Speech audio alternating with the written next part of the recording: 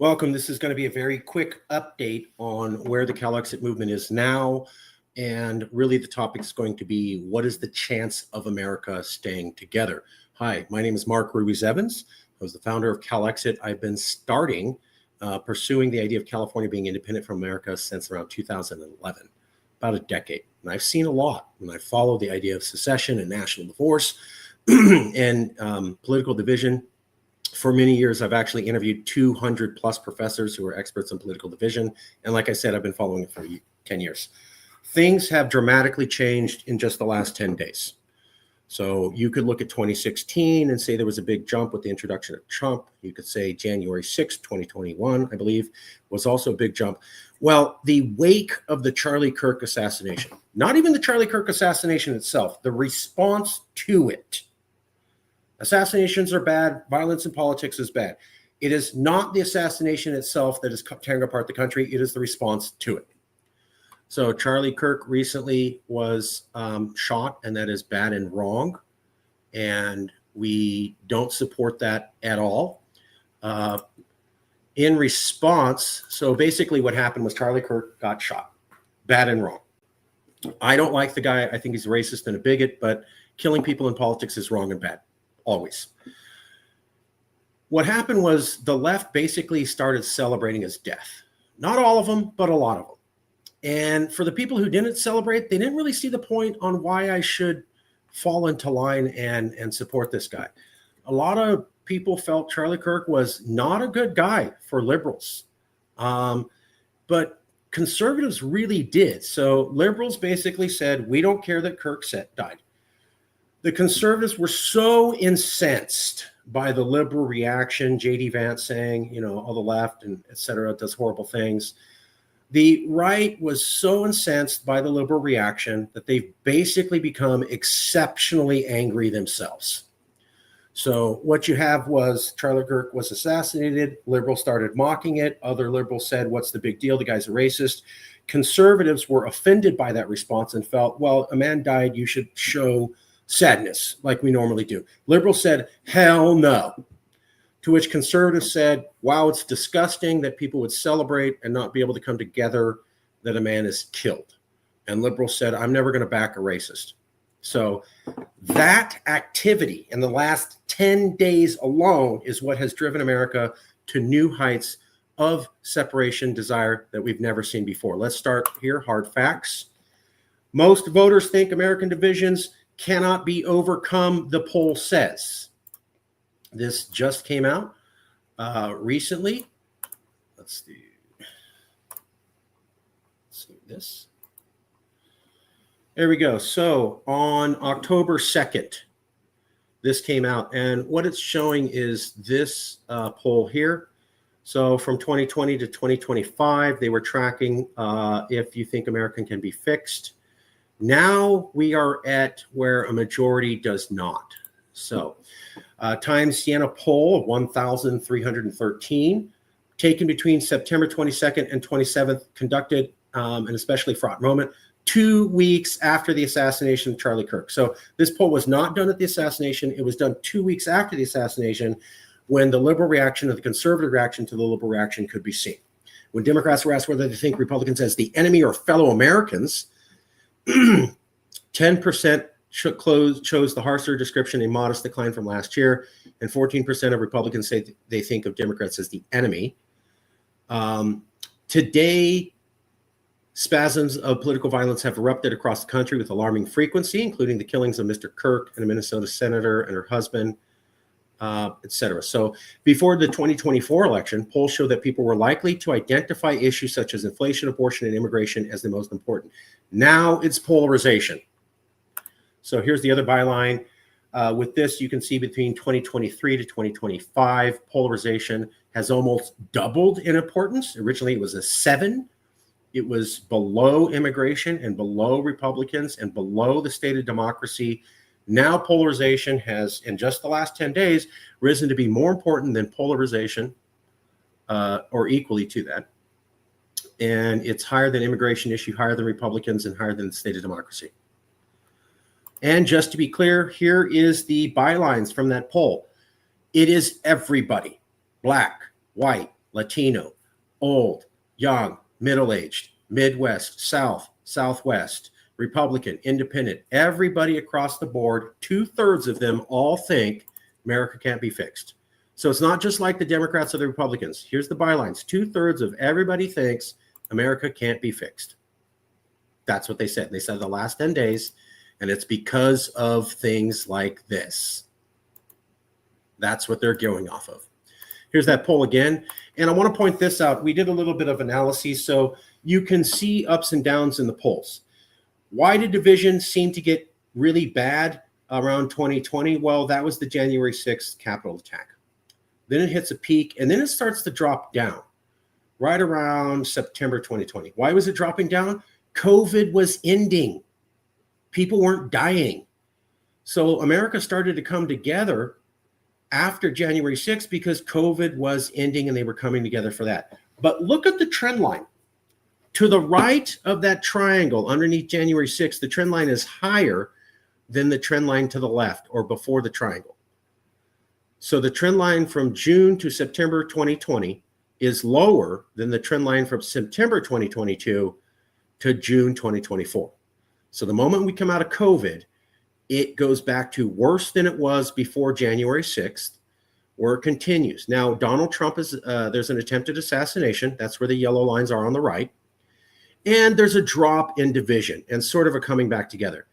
But if you notice, the trend line almost goes back to where it was. And then now with September 22nd of 2025, we're back to rising to the same level of division.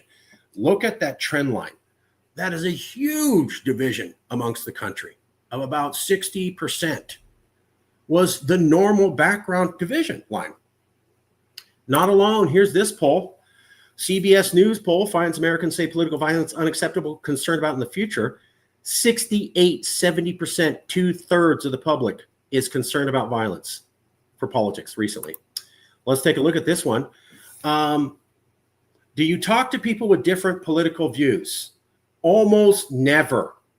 Online, 60%, and in person, 50%. So about half to 2/3 of the country never speaks to someone who is on the other side. Of the people who are doing what would keep America together, it is 12%. Basically 12 and 9%, you can look at 11.2. So around 10% of the country is actually talking to people with a different political view. Only 10%, 90% basically does not converse regularly with the other side. Do most people get along? Well, yeah, they get along, but 62% say politics drives them apart. Okay, 90% of you are not in regular communication to make sure politics doesn't drive people apart. 2/3, 64%, country can't come together. 68%, violence will increase. 62%, politics drives us apart. 90% won't even speak to the other side. This is talking about that poll. The new poll Thursday reveals that most Americans believe the country is too far gone to overcome its deep divisions. Just 1/3 of voters think the United States is capable of solving its political problems. This stands in stark contrast to those from September 2020, when 51% of voters still believed America could unite. So you go back to 2020, about half of the country believed America could unite. It was 50% thought no, 50% thought yes. Now it's a solid 2/3 think the country can't come together. 2020, it was 50-50. Weren't sure if America could come together. Now a solid 2/3 says we can't come together, and only 1/3 thinks we can in the wake of Charlie Kirk's assassination, when this started happening. Okay, let's go to another poll. This is from NPR. More Americans now agree political violence may be necessary to right the country. Big changes. Overall, a 10% increase in people who say violence is acceptable. For Democrats, it went 12 to 28%. For Republicans, it went 28 to 31. So what scares me there is that Democrats tripled their support for violence. 36 is about triple 12. So we're looking at close to tripling support of liberals for violence. That's recently, wake of Charlie Kirk. Here's this poll. It goes back from the 1990s, and you can see how it compares to this one, showing we're getting worse. This one only looks at the last couple of years. This one goes back to the 1980s, and you can see things are definitely getting worse. The amount of division has massively increased from the first Trump through Biden and now to the second Trump one. So, also, we have Marjorie Taylor Greene talking about reviving a call for national divorce. But I wanted to show you a little bit of this, like the actual people's reactions. So what grabbed me was that if you look at normal internet, these are 6 different podcasts. America is extremely divided. The divided states of America. We're heading towards civil war. America is too divided. Christian nationalism will end the USA, Charlie Kirk, something about second civil war. All of those things were late September, early October. So this is the public from these people don't know each other. They're different channels, and they're all talking about, can America be divided? Now, here's the thing. None of these people, to my knowledge, are talking about this poll. So if this poll's out saying America is too divided to come together, how come all these people are having the same comment at the same time, but they're not referencing that poll? Unless they're sensing the same thing. Not alone. This will always happen right before everything collapses by Tom Bellew. Again, August 25th, relatively recently, 2/3 of Americans now say the other political party is not just wrong, but a serious threat. This was last week, September 14th. He wonders whether or not this is the end of a dark period or another dark period happening in the days after the Charlie Kirk assassination. For the country did not come together. And there's a mirror up on our country right now, and pretty much right now, it's not a pretty picture. That's that one guy. Then this other person, we are more divided than ever recently. And that was from MSNBC, How Can Americans Bridge a Growing Political Divide, September 14th. We also have this one. Dr. Carr is a very famous African-American. He teaches at Howard. He is brilliant. He just did a show also October 4th. Can America continue? Should it? Where they ask, can America continue and should it continue? Not to be missed, on October 1st, Fox News with Megyn Kelly had a debate where they basically said the left and right can't get together. This guy on the right, the African-American gentleman in the top corner, is saying, hey, things could get worse. We need to come together. And Megyn Kelly saying, can't work with the left at all. They're all crazy. So you have high-level shows saying, wow, the division is worse than anything we've seen. Academics are saying that. Regular folks on their own are saying that.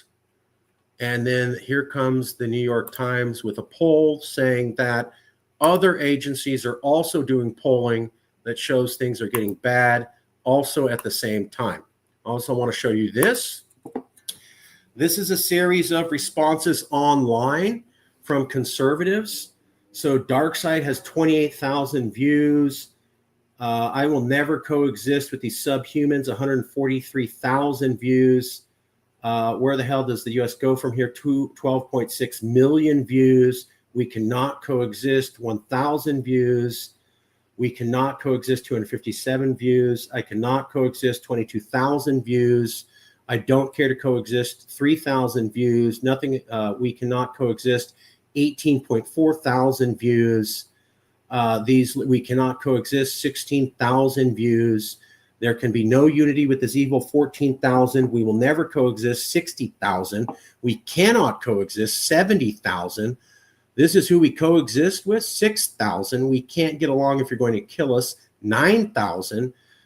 Death of Unity has about 120,000. We Cannot Coexist. This is an established whatever from Amiri, 178,000. And then my favorite, Matt Walsh, We Cannot Unite with the Left, at 6 million views. 6 million views. We cannot work with the left. Here's the conservatives. Can't work with the left. Here's Megyn Kelly. Can't work with the left. Here's minorities saying maybe this is over. Here's minorities. I mean, it's not lost on me that there's a couple African Americans in here and women, and they're going, it's over. That's what these people are asking. Finally, let's get to this. Liberals more likely to cut ties with friends and family over politics. 40% of liberals said it's okay to cut off someone if they're not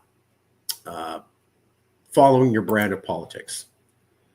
Also, I'll point out that liberals jumped from 12 to 28% in the last couple months in support of violence, and liberals seem to be more interested in cutting off other people. Now, historically, I would say the conservatives were prone to violence. Certainly, Trump was the one that popularized this idea, and he would talk about beating people up or roughing people up. Or remember the Proud Boys, and he said, stand down and stand by, and conservatives laughed and thought it was great. Well, now the shoe's on the other foot. Liberals seem to be laughing to them, and conservatives are scared. It's all bad. When the Proud Boys were almost threatening an election, liberals were scared. And when conservatives see liberals laugh at one of their own being killed, they're scared. People are scared. Here's another study. This comes from Just Security, Assassinations in America, How Political Violence Became Personal. Rather than rejecting this trend, Americans thus far appear to be growing increasingly accepting of violence. Sadly, support for political violence shifts depending on which party is in power. For instance, a survey taken by the Chicago Project on Security and Threats found 40% of Democrats were willing to use force.